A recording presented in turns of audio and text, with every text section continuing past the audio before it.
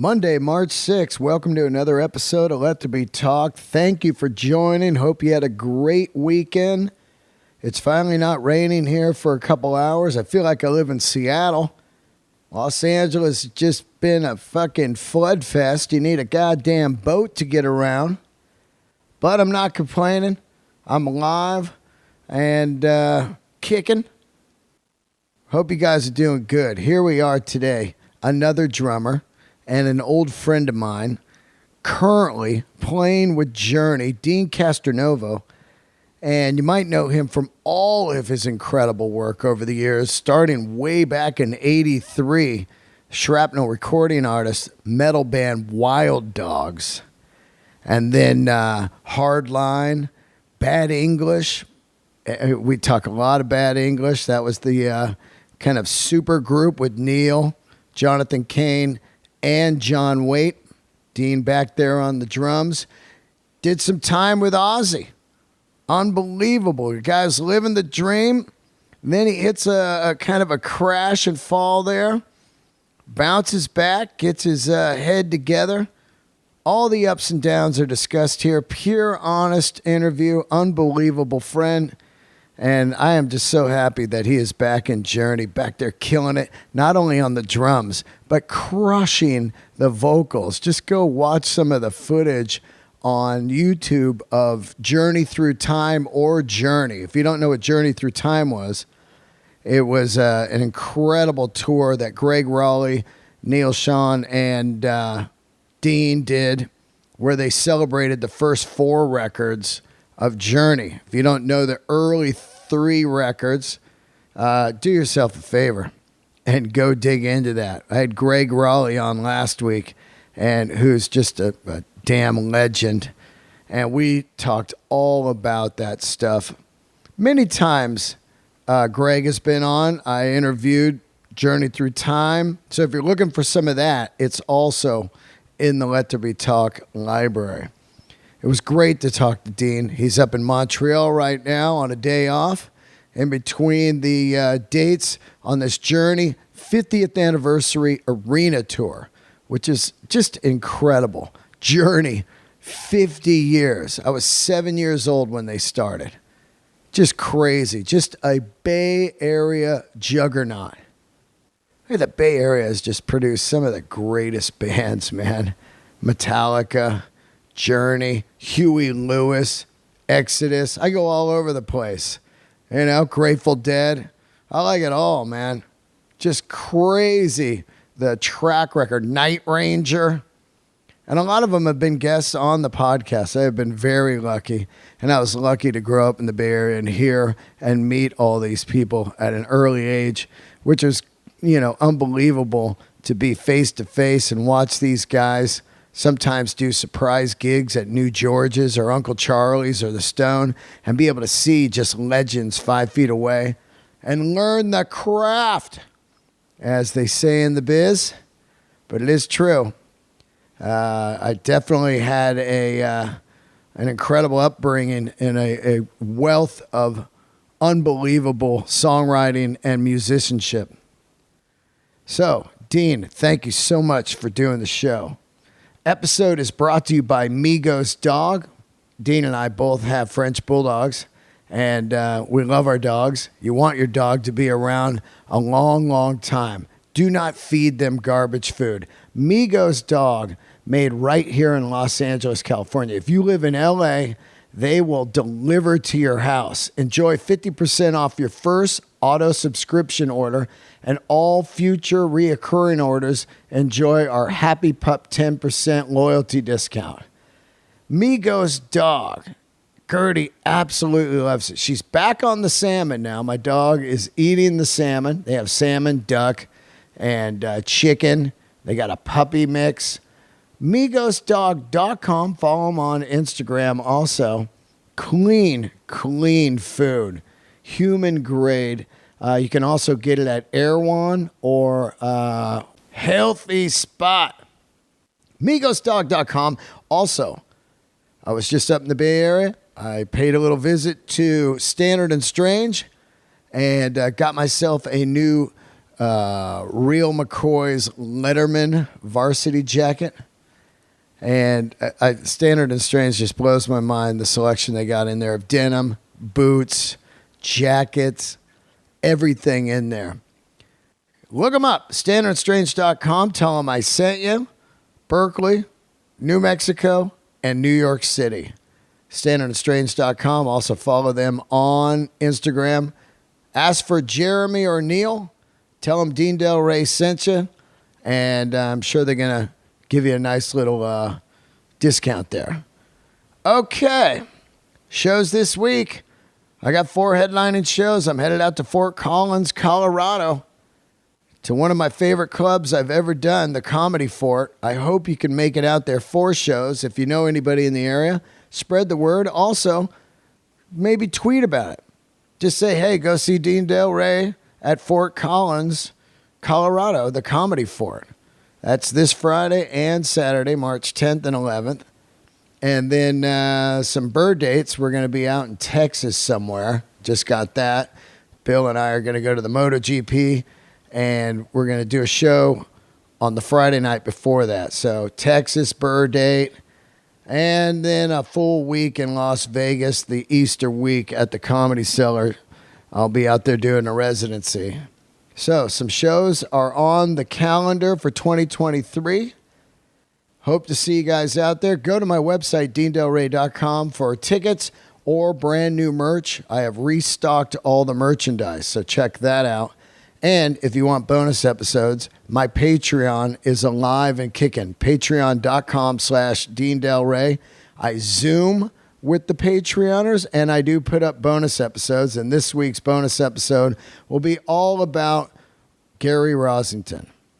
We lost the last original member of Lynyrd Skynyrd yesterday, and I can't even tell you how brutal this is to me. Skynyrd has always been a huge band in my life.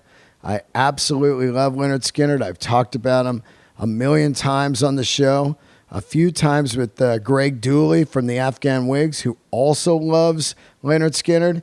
I talked extensively about Lynyrd Skynyrd with Marcus King. Marcus King played with Skynyrd, sat in. And it's just unreal. He's gone, but it is unreal how great this man was. I still think he's underrated. The guy is a legend. The songs he has wrote, the leads he has played, the rhythm, the slide, all of the guitar playing, and only 71 years old. Just sad and horrible. Survived a horrible plane crash and still made it for another zillion years, out spreading the word, putting smiles on faces, playing all the great songs. My favorite, Give Me Back My Bullets, Needle and the Damage, Don't Mess with the Needle and the Spoon, Needle and the Damage. I'm talking Neil Young when it's Needle and the Spoon. Neil Young, Needle and the Damage, which, by the way, I was thinking about it a couple days ago. There are a lot of songs about trains. Isn't that crazy?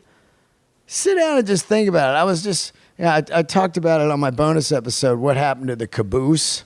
You remember the caboose at the end of the train? And then it got me thinking, holy shit, there's so many songs wrote about trains. Train kept a rolling. Catch a train. Just trains, man. It's funny. I wonder if maybe even 10 more years from now, people would be like, what are these trains they were singing about? Anyway, so bonus episode will be coming up on Patreon, a tribute to Gary Rosington. Long live the legend. Okay, got some new Patreoners. Speaking of Patreon, I want to give them a shout out right now and a thank you for joining up and supporting. We have Eamon Connor, Javier Gago, David Lassiter, and Hugh Craig. Thank you, Patreoners. I love you, and it really helps. All right, let's get into it right here. Another member of Journey is on the show. The drummer himself, candles are lit, Deen Castronovo. Oh, yeah, look who we got here. Deen Castronovo in the house. Brother Deen, how you doing, bro? Where you at, Montreal? Yes, Montreal got in, yesterday about 2 a.m. So, yeah, we got 3 days off, which is good. Need a few days off. How many in a row do you guys usually do? You know, we've been fortunate, dude. We'll do like maybe 2 and then a day off or 1 and a couple of days off. It's pretty light schedule, but we're going all the way through. We're not going home, no breaks. We got 3 months solid, so we're just blazing through. Wow. Tour bus or planes? Planes, trains, automobiles, but this time it's just planes. Oh, my God. Is the crew on the plane also? No, it's just crews are in the buses, and then all of us on a plane, we're cruising around. Is Neil and Jonathan on the plane? No, John's got his own plane and Neil's got his own plane. And I'm just stuck in the middle, man. I'm Switzerland flying. I got to tell you, man, that's got to be a wild ride, man. You know? Yeah, I love them both, and they got their differences, but they're my brothers, man. And brothers fight, and they brother have their things, and I love them both. It's Neil found me, John brought me back in. Neil and John brought me back in with Arnell, and I'm just grateful to be here. So I just smile, man, kick ass, and make sure that the rhythm section's killing it. Me and Todd are killing it. As long as we're killing it, good to go. Yeah, it's amazing. I always tell people the band's been around 50 years, multiple members, of course, and everything. But you got to think most marriages and people, they don't stay at jobs for more than 10 years. So you're going to definitely have some battles. Every band has them. And especially if you go 50 years, I mean, are you kidding me? I know, dude. I mean, then that's exactly what it is. It's a brotherhood, man. I mean, brothers fight, brothers don't shake hands. Brothers got to hug. Right now, I'm not a lot of hugging, but you know what? It'll get worked out. Like you said, Dean, we've been around 50 years, man. The band's been around a long time. And like you said, lineup changes and stuff like that. But, the music's bigger than this. The music is much bigger than the squabbles that the guys are having and stuff. And we'll get through it, just like every other thing, People just got to humble themselves, do what we got to do, and realize that the fans love this music. And it's worth sticking it out, for the fans and for this legacy, man. Little stuff. Okay, we got our issues. Let's push them aside. Let's do what we got to do, man, because this music's awesome. Bottom line, I love this stuff. And so do millions of other people, man. Let's go back to the beginning of, I met you about 88, but your history is incredible. Playing with the Wild Dogs, signed to Shrapnel, early 80s, 83, metal, that full metal thing. You're up there in Oregon. What gets you into metal? I'm sure it's Kiss and all that, but is it like, that's right around the time Metallica's hitting also. So what was going on in your head? You get the drums, you're ready to play, and it's Kiss, it's Rush, it's all that. Give me a rundown on that. For me, it was, like I said, Kiss was my Beatles. When I saw Kiss, that was it. 7, 8 years old, I wanted to be in Kiss. And I started playing with guys that were like 24, 25 years old, and they were bringing me all this great stuff, UFO and Scorpions with Uli playing guitar, man. The 70s stuff, not the Blackout stuff. I'm talking way back, Sales of Sharon and all those great songs. And, then Metallica came out, and we heard Metallica. It was like, son of a gun, man. What the hell is this? It was so cool. And I was in a progressive rock band before Wild Dogs, a band called The Enemy. And we had our own originals, but we sounded like Rush, and it was like Rush with our own originals. And, 2 great guitarists and, guitarist, bass player, myself. And, we were playing a club in Portland, and Matt McCourt, lead singer for Wild Dogs, came to see me at a little club in Portland called Enios. And I guess he went back. He talked to me. He goes, "Hey, man, I've got this thing. We're going to be on the KGON Homegrown album, which is, the big radio station in Portland, KGON." And they wanted Wild Dogs, but they didn't have a drummer because Jamie St. James, who was the drummer, was now the lead singer for Black and Blue. So they're looking for a drummer. And I think it took a little convincing to convince Jeff Horton and Danny Kurth. Like the kid's only 17, but he's pretty good. You want to check him out? And I went and auditioned. I remember using Jamie's drum set, and I destroyed it. I felt so bad because I hit hard, I just wrecked the thing. And they're like, you need to get him new heads and stuff. And I felt really bad. So got the audition and got the gig. And we ended up doing the first record on Shrapnel. Mike Varney, man, you know Mikey well. And he got us in there. And that was my first thing. I think the first record we did, I was 16 or 17. 16, I think, when we recorded it. And that was my first debut, was on Shrapnel with Wild Dogs. What a great band Dogs was, man. What a great outfit that band was. Really melodic. Not really, it wasn't the thrash that I was listening to, like Slayer and Metallica and Exodus and stuff. It wasn't that. But it was still killer. And Jeff's guitar playing was so different. He reminded me a lot of Alex Lifeson. It was like Rush. He played really cool, different chords, and it wasn't just the typical thing, like, he had a lot of cool colors to his playing.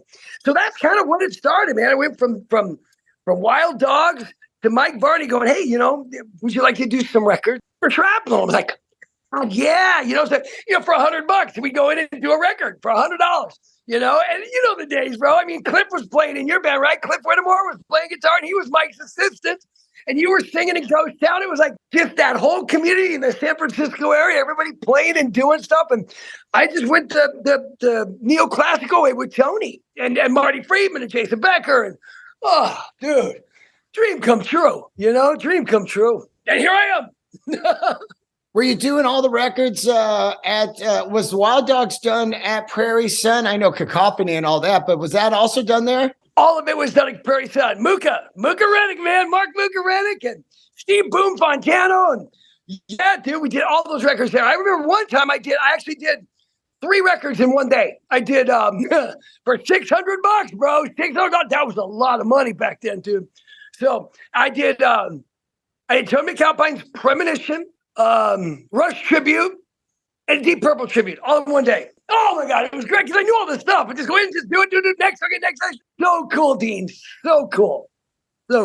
We kind of come into contact and we meet each other, and then you get my band on the opening spot at the Warfield for Bad English. And it's so wild to think about. That was our first theater gig, it was like a huge deal. I recently, years back here, did comedy in the Warfield, and I was like, God, it's so small. But when you're a kid, it was the crown jewel of San Fran, man. You were playing the Warfield. I saw Motley Crue here on the Shout at the Devil. I remember it was actually Jonathan's wife, Liz's sister. God, I gotta remember her name. Amy. She was a huge Ghost Town fan, and I knew Cliff, and we heard the demos. Like, dude, so I made sure, it's like, we got to get these guys to open up. And Liz and Amy were pushing for it, so we got you guys on. It was so awesome. You guys kicked ass that night too. It was awesome to see. It was like Guns N' Roses, man. Just freaking badass. You guys are badass. It was killer, and a good combination too, because it wasn't the pop thing that we were doing, the pop bluesy thing. You guys were like the Bay Area's Guns, and it was killer. What a night, man. That band, Bad English, you got to think about it, John Waite, Neil, you, Jonathan Cain, it's so wild to think about, like here, you could just see the DNA of these guys' incredible songwriting. You go from Journey and, John from the Babies, and you put it together, and usually those don't work, those quote unquote super groups, but bam, the songwriting was crushing. Yeah, dude, when Neil got me involved in that, it was a dream come true. A lot of people don't know the story about that. It's pretty funny because I went down, there was a bunch of guys that already auditioned. They had like 30 guys that had already auditioned. And Neil had found me with Tony, And he told the guys, look, I'm coming down. I'll come down and play with you guys. I was going to do a solo record, but I won't come down unless I can bring this drummer down. And that was me. And I went down and I rehearsed with them for about, I think it was 3 days, bro. And they still wouldn't tell me if I had the gig or not. They would not tell me. He's like, well, we're not sure. John wasn't sure. I came from a thrash background, a heavy background, really heavy. And my time was all over the map, man. I didn't know how to play a pop song. I mean, I knew, I thought I knew how to play, but there were so many nuances to a pop song and pop drumming that I had no clue about. So I think it was the third or fourth day, and they hadn't told me, and it was eating my lunch, bro. I was just like nervous every day. And I went to Neil and I went to the guys and go, you know what, guys, I don't think I'm the guy. And they were, I'm telling you, God is my witness. They all were looking at me like, you're joking, right? You want to go. I said, I just don't think I'm the guy. I mean, I've been here for 4 days. I don't know. And it's eating my lunch. My stomach was in a knot. And I said, I think maybe I should just go home. And Neil kept looking at me going, you're fucking up, Dino. You're fucking up. And I was like, guys, you don't know. And I'm sitting here and I remember Liz, John's wife, kept saying, you got the job. You got the gig. Just be patient. And I was like, but why haven't they told me? Just be patient. I was so new, dude. I fly home. I do. I fly home and Neil's like, you're the dumbest motherfucker on the planet. You're so stupid.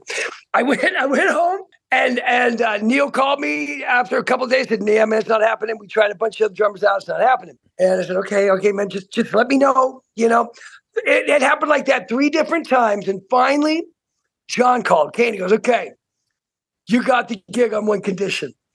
Go get a Dr. Beat, the click track thing, goes, and sleep with that thing.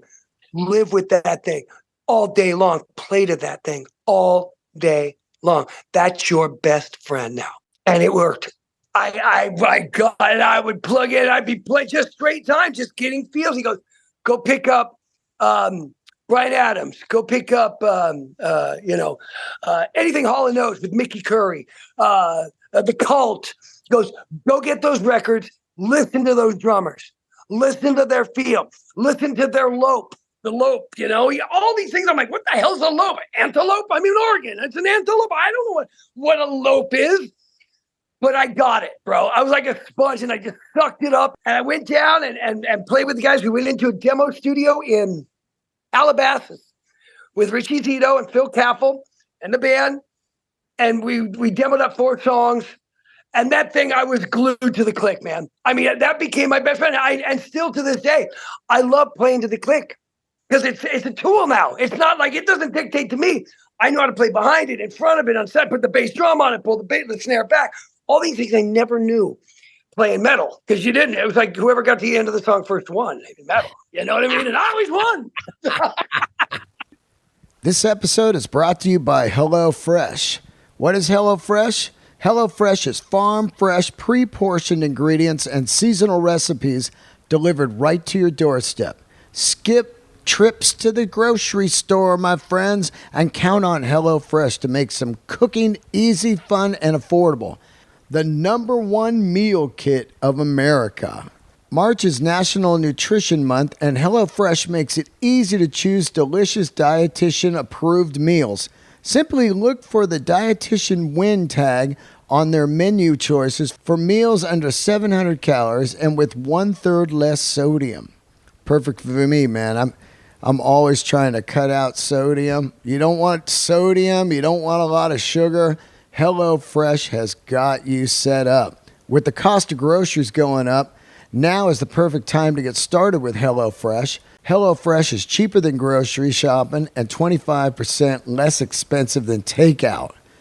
Here's how you do this right now. Get a super deal. Go to HelloFresh.com/DelRay60 and use the code DelRay60 for 60% off plus free shipping. HelloFresh.com/DelRay60. Use the code DelRay60 for 60% off plus free shipping. Come on. I'm telling you, I've been eating this stuff over the last 2 months. I feel great. Instantly keeping the lean machine going. I'm telling you, do not miss out on the HelloFresh deal, Del Racers.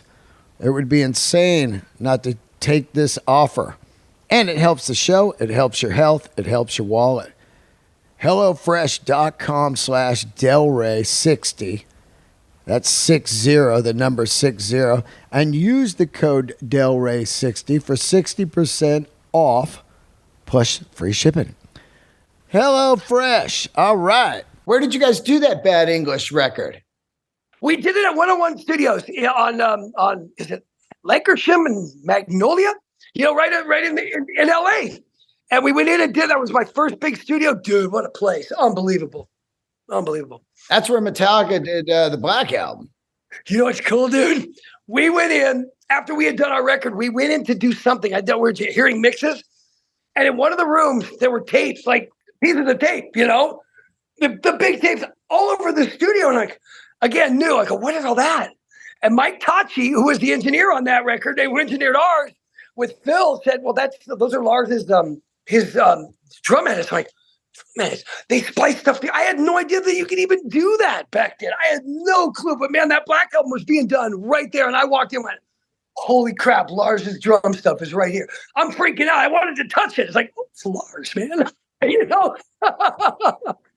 The pretty cool story, man. Pretty cool. It's amazing the combination of you and Neil all these years. It's really wild that you've been playing with Neil on and off for what, 30 years or something? 1988, bro. From 88 till now. I mean, on and off. I had those 2.5 years with Ozzy, and then I spent a year, maybe 2 years in Italy with an artist named Bosco Rossi, who's like the Springsteen of Italy. He's major over there, does stadiums, 3 nights in a row, San Siro, sold out every night. But yeah, dude, I went from Bad English to Hardline. And right in the middle of Hardline, after the first Hardline record, he took me to replace Richie Hayward in Paul Rogers' band. Then Paul Rogers, after the Paul Rogers thing, I got the Ozzy, the call to do Oz. And went and did Ozzy for those 2 years and then Bosco right after that. And then did a bunch of studio stuff with Michael Beinhorn, producer Michael, a genius Michael, amazing producer, Soundgarden. And I did Hole with them and Social Distortion, a band called Foam. I was really tight with Michael. He kept me working, kept me busy. And then Neil called 98 and said, hey, we're doing Journey without Smith and without Perry. Are you in? And I'm like, well, God, yeah, but who's singing? And then they, of course, Steve Jerry came in and the rest is history. Now, at what point, because I had no idea that you sing. And so I go to Journey Through Time sound check, and I'm sitting on the stage next to the legend Craig Raleigh. And you you guys do the Infinity stuff. And I'm like, I start looking around like, hey, what the fuck? Deen is singing that. At what point did you start singing in your career? And did you realize that you could do the Steve Perry stuff? Well, dude, when I was 11, I say this in a lot of interviews. I was 11. I was playing with guys 24, and they literally brought the Infinity, the actual 33 1/3, the vinyl. I didn't have the cover. They said, here's the vinyl here, learn La Du Day. So I learned, I thought it was a girl singing. I did. I'm young, 11 years old. I had no idea. And I learned the song, and they're like, well, you try and sing it. Because I was young. I hadn't hit puberty yet. I was 11. So I was hitting these notes, and that's when, Perry was my vocal guy. From then on, I was like, Steve Perry is the best singer on the planet. It was him, Paul Stanley, and Ronnie Dio. Those were my 3, favorite singers of all time, man. Definitely Steve Perry. First it was Paul Stanley, of course, and then Perry, and then Ronnie Dio. Just what a voice. So that's where I learned to sing the Journey stuff. I love Journey. Even though I was in a metal band and Wild Dogs was metal, they would always ask us in interviews, well, what do you listen to? What's your guilty pleasure? And me and the guitarist always say Journey, and they're like, turn the thing off. You can't say Journey. They literally turn off the tape recorder. Like, man, if you're not a musician, you don't get it. Because Journey, the players are perfect in that band. There's not one guy in that band that sucks. Bottom line, so we would always say Journey. So Journey was always huge for me, a huge influence. Steve Smith, when I heard the Capture solo, I heard him on all the records and stuff, Departure and stuff like that. I heard him on all those records. But when the Capture drum solo came out, And I heard that Deen. I mean, it was like, what in the hell? This guy kicks ass. He was amazing. I mean, I'd never heard that kind of playing. I had Bozio, and Neil Peart, but Smith, man, having the groove that he had, but still, when he did his solo, man, I was like, man, I got to learn that stuff. So I was taking all of his stuff back then, dude, and playing trying to do his licks in metal bands, in like at warp speed, the drum lick on where, the where were, speed it up. Nobody did that. So I was taking Smith stuff and putting it in metal songs. So that's kind of where I got that thing, So Journey was huge. And for me to sing the stuff, that came by happenstance, man. That was something, Steve was having issues with his voice, Steve Cherry, in 2006. And we were opening for Def Leppard. And it was like, Steve, his voice is kind of toasted right now. Can you sing the hits? And I'm like, oh God, oh God, oh God, oh God. Okay. Yeah. Behind the kit, I'll try. And they said, we don't have the mic for that yet. I mean, your background mic, it's not going to be clear enough. It's going to sound like hell. You're going to have to come up front. One time. I did it once, Dean, and that was enough. Yeah. I remember lifting my hands on open arm, my arm, like, so now I come, like, and it was shaking, like, yeah, no, that is not going to happen. First time and last time I ever did that with Journey. It scared the hell out of me, dude. Scared the hell out of me. I will never do that again. But that was it. I got thrown into it. Then it was like, well, do Mother, Father. So I started doing songs that were T-shirt songs or bathroom songs. Somebody give Steve a break, and people go buy T-shirt and stuff, and I would do my little song, one or two. That was it. And so did you start to take some lessons for longevity and warming up and all that? How did that come about? Or you just go for it? I just go for it, dude. For me, it's like, now, especially, but when I was in the band, with Arnell and Steve Cherry and everything, the first 6 or 7 songs, I would just be singing backgrounds because that was my warm up. I'd be playing and singing. Everything warms up here when you're playing, right? And you're singing. So I got all the blood and everything running right in this area here anyway. So by the 3rd or 4th song, my voice is warmed up, singing all the high backgrounds. So when it was time to sing the lead part for like Mother, Father, I was 6, 7 songs into the set. I was like, boom, it was wide open. It was effortless. And I was able to do it. Now, I could never do what Arnell does. Never do what Steve Cherry did. Never do what Steve Perry did. I'm not tested in that. The Journey Through Time thing, it worked because we did a show and then we had like a week off. And then we did a show and had a week off. So I had time to heal. I've never done like 4 shows in a row back to back, like how Arnell does and how Steve did back in the day. I don't know if I could. I honestly, it's never been tried. And with Journey Through Time, I think we did 24, 25 songs. And I was singing lead on all that stuff and playing drums. So I got through it, but boy, the next day I could tell it was a 3-hour show. So I'm like, and I'm smoking too. So that's not even, it's like, hello, maybe I should quit smoking. I still haven't done that. But I don't know if I could do that. But that's kind of how it started was when Stevie lost his voice on the Def Leppard tour. So, it was, that was it, man. And here I am today. Now you were rocking with Journey for years, and then you had a little spin out on drugs. Were you on drugs for a long time, or did you just start partying out of nowhere? Dude, I was completely clean all up until Ozzy. I hadn't touched anything, man. I mean, I was a little Christian kid, so I wasn't drinking, I wasn't partying. And when I got fired from Ozzy, dude, I went into a tailspin. I was so devastated by it. I mean, it really messed with me. And I thought that was it. I mean, I was in Ozzy. I'd reached the pinnacle, right? I got fired from Ozzy and I thought, well, okay, I'm done. And I remember telling my wife at the time, saying, I don't want to do this anymore. I'm done. I've done what I can do. I've done it. I'm out, and she's like, oh, no. And people, you don't see the big picture. But I started smoking weed, and then weed went to freaking blow. And then, I just on and off. It was on and off, doing the stuff and then, cleaning up for a year and then doing drugs again and cleaning up for 6 months. And I became a functioning addict, dude, where I would use until about a month before I'd have to go on the road with Journey and then clean up, get myself together, go on the road. Nothing on the road, man. I made damn sure until I got to Europe. There was one time when I drank way too much before a show one night, and the next morning I was in the hospital. Almost like alcohol poisoning, and so that was my first stint into rehab. So I had 5 stints in rehab, dude. So I was, on and off and on and off. And this last spin out that scared me straight. I mean, all hell broke loose. Yeah, it was bad, bro. It was bad, but it probably was the best thing that ever. I mean, I wouldn't be alive had that not happened. I was on the brink, dude. I was on the brink. I was 160 pounds when I entered rehab. I was a mess. 26-day meth run, and I don't remember 90% of what happened.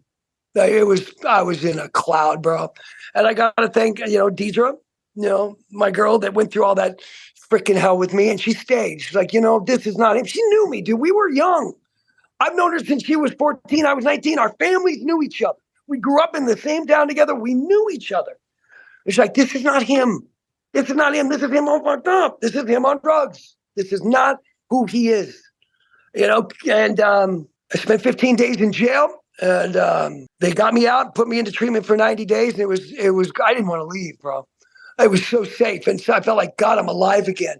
But then I got to come out and I've got to deal with the world, and all the stuff that had happened. And I didn't want to. It'd have been easier for me to go out and numb again and just go, screw it, man. I don't want to know. Check out. Maybe I'll overdose, hopefully. But, God gave me that power, and I dusted myself off as hard as it was. And I had good people behind me.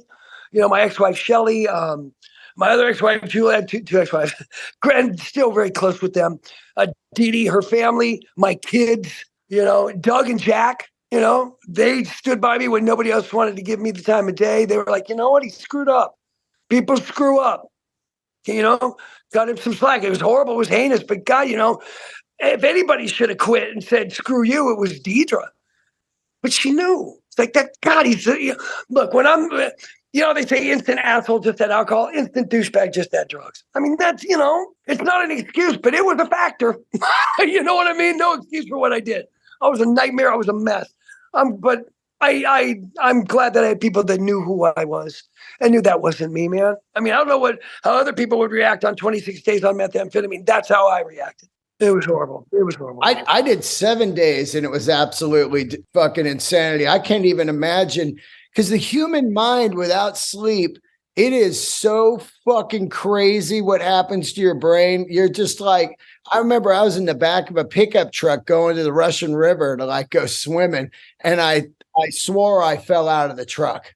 I was like, oh, and I was, 7-day runner, man, but 26 days, no sleep. Yeah, dude, it was like, I maybe slept 6. If you put all the days together, there was probably maybe, I don't know, 20, 24, 36, whatever hours where I slept. I was seeing stuff in the floors. I actually thought that Deidre would be writing in my hardwood floors while I'm partying. I know I'd come back in another room, and I could see sentences in the floors, bro. I would look at my video cameras and I could see the trash cans turned into animated creatures. It was horrendous. It was freaking bad. Bad. And I mean, oh, dude. Once you get cleaned up, you're just chilling. Steve Smith is back in Journey, and they're doing that run. And then, of course, the fallout happens again.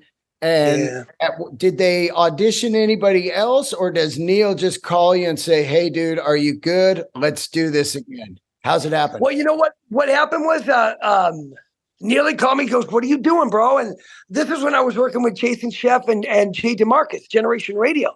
We were putting a record together, like a country rock thing, and things were going smooth and it was good. And I said, well, I'm doing this thing with Jay and Jason. He goes, oh, well, that's great, man. It's good to hear you working. And I said, so what's going to happen with you and Smith? And everything goes, well, we're gonna go in a different direction. I talked to John, and John just wasn't sure if he wanted to bring you back at that time or not at that point.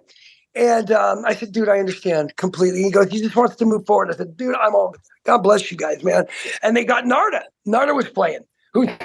Narda Michael Walden. He said, God, I was like, well, you picked a monster. And so they started with Narda, and I think they had about a year to get the songs together, and they started rehearsing and stuff. And Narda was having issues like remembering everything. I'm not sure exactly what was happening, but he just couldn't, like, there's a lot of songs, man. There's a lot of stuff. And I think Narda approached it more like a jazz fusion guy. Like, I'm just going to go in and play, not realizing, I think he didn't realize, maybe he did. I don't know. I don't know the whole story, but he wasn't doing the songs like they need to be done. There's certain breaks and there's certain things, there's certain signature licks that Smith did that needed to be there. And Neil was saying he's not catching it for some reason. And I'm like, well, so this is basically what happened. My mother had passed away July 19th of 2021, bro. And that next morning, I was up pretty much all night, just heartbroken and crying and couldn't sleep, wake up seeing mom. And I get a text. I go to the bathroom and I see a text at 7 a.m. That's my time, 7 a.m.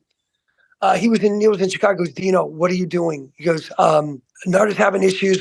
Can you come out and help him? We got 2 shows. We got a show at the Agora Ballroom in Chicago, and then we got Lollapalooza. Can you help him? Come out and just teach him, just kind of show him the songs. And I said, well, obviously I was like, bro, Mama died last night, and he said, of course, oh my God, I'm so sorry. And I was in a daze. I was just like, did Mom have something to do with this? I mean, my God, she goes home and goes to be with God, and I get a call, and I said, just give me a day, bro. Just give me a day, and I'll try and get out there. I'll get out there. I'll help you guys out. So I go down there, and there's 2 drum sets, and of course I walk in and everybody's crying, man. I'm crying, the town crier. Everyone's just like, oh my God, I never thought in a million years I'd even be in the same room with you guys again, let alone doing a couple shows and helping out. Just thank you for allowing me to come back in. And John Kane, Neil had to convince John. It's like, you know what, bro? I know he had his past and his stuff, but we don't really have many options here. We got to do these shows, and Deen knows the stuff. So, John, thank God, he and Arnell, with Neil's talking to him, said, yeah, okay, let's see how it goes. And I had worked with Narda like probably 8 days, just helping him get in. And he was still having some issues, but Neil decided, well, you know what? Let's just do 2 drummers. Let's see what that's like. And I was like, that would be pretty bad. You got the monster drummer, Narda, who's the fused king. And then you got me that's just, I'll just keep the groove and let him go. I'll do the songs like the record and let Narda just do his thing, man. And it worked. The 2 shows, thank God, it worked really good. And everybody seemed to like it. And it started going good. I mean, we thought this is going to be cool. We had to figure out, well, Deen's on an electronic drum set, which I hated. I'm not a big electronic drum set fan as it is. So for me, it was like, I want a real drum kit. I want a real drum set. But, it was like, well, actually it worked because with the way the V drums are set up is very tight, very precise. And I was just locked to the click. It was like, Deen playing a loop of the songs, I knew all the lyrics, all the beats, and Narda could just kind of freely flow with this stuff. And it worked out good for a while. And then I think Neil just decided, well, you know what? They just decided to go make it 5-piece. And I think Narda, since he produced the record with Randy Jackson and Neil and them, that he thought, well, maybe it's, I'm just going to be with my family, do some stuff with Jeff Beck. He was doing things with Jeff Beck, he had other things to do. And so he decided to back out. And I remember finding out, dude, I didn't even know. But Neil told me, well, Neil didn't tell me. I had been in rehearsals 3 days. And Neil, said, oh, it sounds great, Dino, so glad you're here. I wake up one morning, it was on a Wednesday. I got in on a Sunday. So Wednesday, I wake up in the morning, and my texts are blowing up. I'm like, so I'm looking at congratulations, to get the Journey. Thanks. Well, it's only for a couple of shows, you guys. It's just no big, I'm just helping out. And no, dude, have you looked at Ultimate Classic Rock and Blabbermouth? I'm like, no, I just woke up. And there it was. Neil confirms that Deen is back in the band. So I found out after everybody else knew. So I had to call Neil and go, dude, is this for real? He goes, yeah, man, for real. I said, well, gee, thanks for telling me. Thanks for letting me know. Wow. And the rest, here we are. Yeah, dude, it was pretty amazing. It was pretty amazing. It's like, Mama, thank you, Jesus, thank you. Oh, my God. I've been in a lot of bands. I've done a lot of things, but I've never felt more at home than with these guys. I love the music. And again, I have a real, it's hard for me to separate business and brotherhood. I've never been able to do that. Especially 17, 18 years with a band and with Neil and John, it's like, I couldn't separate that. So for me to come back, it wasn't just being back in Journey. It was being back with brothers and the beautiful music that we made and the music I got to share with them. It was heavy. It wasn't just a gig. Let's talk about something that really was special to me to see last week was Greg Raleigh stepping back on stage in Austin, Texas, and doing four classic journeys and the Black Magic Woman, and then doing the last song, Hurrah, with the whole band. That to me, I think that I've said this and I've said it over and over. I've seen a couple thousand shows in my life. And in 78, I saw Journey on the Infinity Tour, and I saw the Journey Through Time. And those two gigs still stay deep in my heart. Journey Through Time, and to see Greg Raleigh and you up there and the fans in an arena getting to hear what it would have been like in 78, 79, of just hearing that stuff, especially. Dude, it was amazing for me, Dino. I mean, it really was. I mean, Greg is a legend. And to work with him and Neil together on that stage, I mean, in Journey Through Time, I was in awe. I was fanboy, dude. I'm just like, oh my God, Greg Raleigh. What was it like to do this? And what was it like? I was just picking his brain when Journey Through Time happened, because I was so excited. It's like, now I've worked with everybody but the voice. I've worked with everybody in Journey except the voice, man. And oh, it's just such a humble man. It's so talented, and dude, legendary. Legendary. And the cool thing is, the way that Greg is with Neil is the way I am with Neil. You see what I mean? Greg was the mentor, snagged Neil, from school, and took him. And that's kind of what Neil did with me. So I have a kindred thing with Neil big time, and also with Greg, because it's like, now Greg's like the grandpa, grandpa's son and the little guy, It was just so cool, bro. He's a legend, and he's so talented. And I got to sing those songs with him again, which I love with Journey Through Time. But dude, it's like I kept looking over, like smiling, like, dude, remember? Yeah. I'll tell you what was blowing me away was how incredible your feel was. It was like way laid back. When the sun beat there, just like standing in the light. You're just like back there, just perfect 70s feel, man. It's pocket. That's, and that's what I learned. And the beautiful thing was, on that older stuff, Greg he helped me a lot when we did Journey Through Time. Because it was like, well, Ainsley had this feel thing that Greg was showing me this stuff. Like, he would pull back here. He would just pull back a little right here. I'm like, okay. And I listen. He goes, listen back to the record. Listen back. I hear it. I get it. It was a very English thing. The drummers in England were like that. Mitch Mitchell and guys like that, Ginger Baker. They had that thing where they could, they manipulated the time to make it feel good, soar when it needed to soar and pull when it needed to pull. Unbelievable stuff. And Greg taught me that.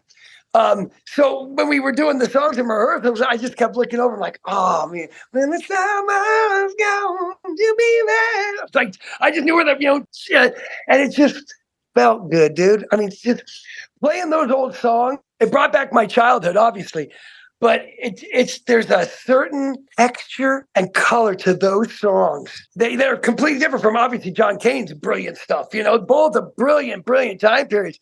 And that stuff is it's a very 70s thing, but it felt, I guess the word's gooey. You know what I mean? That gooey thing where it's just, you know what I mean? You just want to, you want to dance to it. It had that thing to it. With Perry's voice, yeah. Oh, Perry and Greg together, unmatched, unapparelled. Nobody touches it.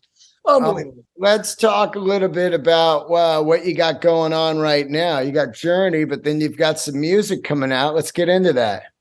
Yeah, Revolution Saints, bro. It's new record coming out called Eagle Flight. Got a couple new members. Joel Hoekstra from White Snake fame and Night Ranger fame. Monster player, Trans-Siberian Orchestra as well. And then Jeff Pilson, our Bay Area guy, man, from Cinema. Remember Cinema?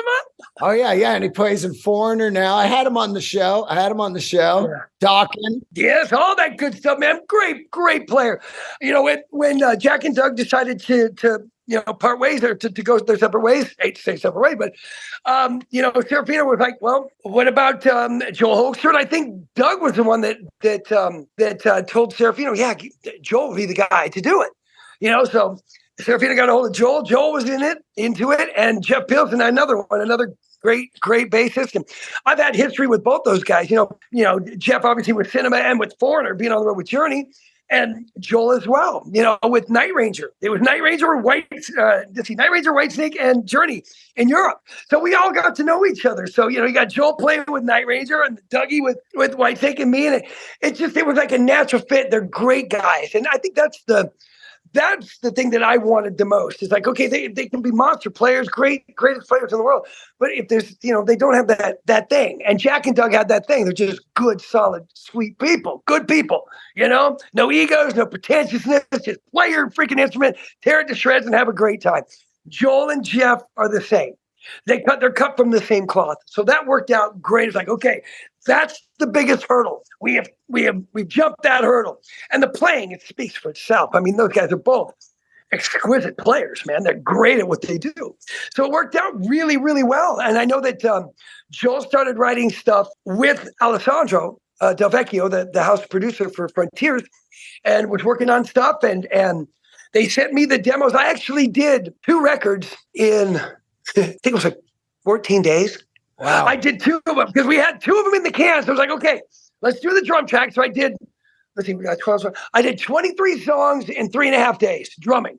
I just knew the stuff. So I knew what I was going to do. I knew what I was looking for. They knew. So they said, we don't even need to produce Deen on the drums. We know what he knows what he's doing there. So I had Alessandro and Johnny Gioeli, Hardline. Johnny was the one that produced my vocals on these last 2 records. And Alessandro did it always in the past. He was always the guy that did it. But he had other commitments. So Johnny, we were doing Zoom from him. He was in Connecticut. I was in Portland, and got the screen up, and we'd listen to the tracks. And I did the vocals. I did let's see, one of the vocal takes. I mean, one of the records. So we did 2 records for drum tracks, 1 vocal in about 6 days. We're doing about 3 songs a day. Vocally. And thank God my voice held up. I was okay. We got it done. And then I just finished the second record's vocals on when was it? We did 2 shows with Journey in Oklahoma. I flew home. I did it the 29th, 30th, 1st, and 2nd. 4 days to do 12 songs vocally, and then fly out the next day and do 3 shows in a row with Journey. So I was like 9 days singing. My voice was hammered, bro. I was talking like this, but we got through it. So yeah, it was the way that it all worked out. It's just everything fit perfectly. Now we're going to do the next one, the 3rd record with Joel and Jeff in August. Hopefully get that done when Journey's done off the road. So I'm trying to keep busy, bro. The more busy I am, the less time I have not to do the don'ts. You know what I mean? If you're too busy doing the do's, you won't have time to do the don'ts. And that's what I'm doing. What drums you playing now? DW, man. I've been with DW now for since 97. Actually, just before I got the Journey gig, I signed up with DW. I'd been with Sonar for many years, and I woke up one day and everybody had left. Oliver, the president's son, he became a graphic designer, so he moved on. John Dyke, the artist guy, he had left. So I was like, I didn't know anybody there anymore. So I just said, well, I called up DW, and they're like, sure. So they signed me up, and I've been with DW now since 97. And I'm actually, I'm right in the middle of cymbal companies. I've decided, because I've been with Zildjian forever. I mean, Zildjian have been my dark horse. They're the ones, and I've loved them. They're great. But I decided this year, I was like, try some different stuff, but I can't try different stuff if I'm endorsed. It's just not right to the company. So I'm just trying out new things. I got some Pisces up. I've got some Minor cymbals up. I've got some Zildjians up, and I'm just trying different stuff. Like back in the old day when we tried this amp with this guitar and these strings, and that's what it feels. And it feels really cool because I'm getting different sounds. Like, man, I love the Minor on that. The Minor sounds so good on that, and that crash right there, that signature Pisces sounds so good. And of course, you got the 21 Rock, the 21-inch crash ride that the Ringo cymbal. I love that one. So just trying a bunch of different stuff out. But I'm still with DW. I'm still with Evans drum heads, Vader drumsticks. Still doing the same stuff. Check it out. Somebody wants to say hi. Oh my gosh, who is it? Oh my God, dude! Gertie. Hey, Mama. Gertie. What's his name, dude? What's his name? Gertie. Gertie. Hey, babe. Say hi, Dude, I wish I had my pups. That's one thing. You know, I miss my wife, dude, but I miss my doggies too, man. I miss my boys, man. Bubba and Louie. Those are my boys. I know. I did a 2-month tour with Marcus King. I was opening up comedy and rock, and man, did I miss Gertie big time. Oh, Gertie. What a sweet. How old is she? She's 6.5. I got her during COVID. My good friends over at Rose Flower Frenchies, gave her to me like a adoption.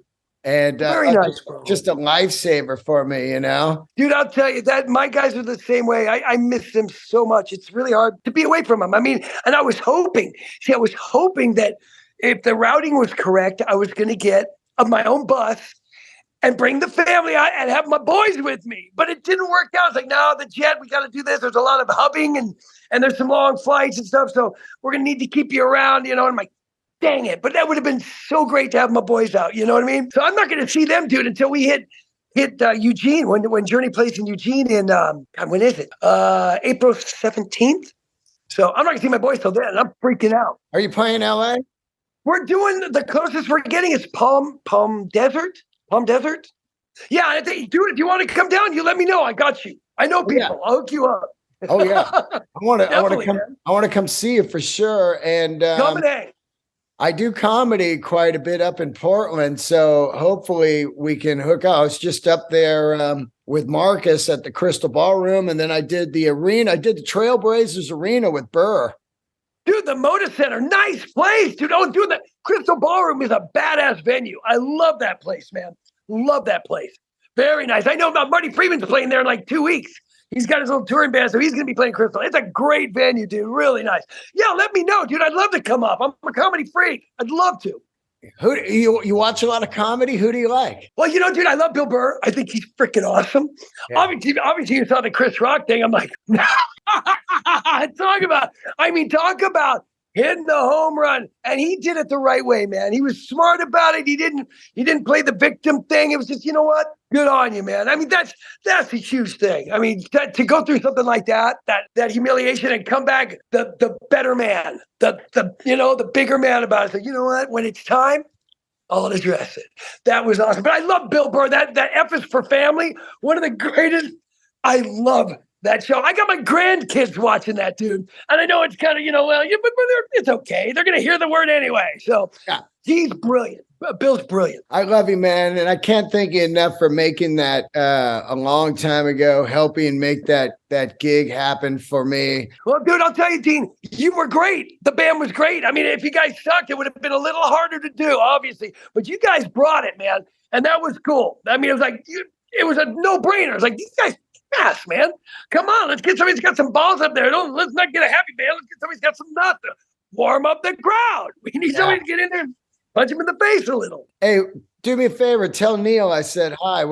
I've been wanting to get him on the show solo because we did the episode. If anybody's listening, I did an episode with Journey Through Time with Greg, Neil, and Dean a few years back. So you can find that. I also had Greg Raleigh on last week, and Greg also did the show on the 50th anniversary of Woodstock. So if you want to hear a lot of great old Journey stories and Santana, these are some great episodes. And tell Neil I said hi. Do you want me to get you? I'll get you in touch with Mikkel. They'll get it hooked up, dude, right now. I'll just text him when we're done here. He'd love to talk to you, bro. You're a Bay Area guy. He'll love it. I'd love to talk to him, man. It'd be great. You got it, my brother. Hey, great talking to you. Please stay in touch, and I'll come see you in Palm Desert. And congrats for being back in the drum seat back there with Journey. Fantastic singing. And oh my God, your playing is just epic, man. Epic. Thank you so much, bro. I appreciate you. You've always been there for me, even during my worst stuff, dude. You stuck by me. I owe you that big time. I love you, Dean Del Rey. You're the badass. You are the real deal. Candles lit, my man. All right, I love you much, man. I'll see you later, Dean. See you, Bubba. Take care, man.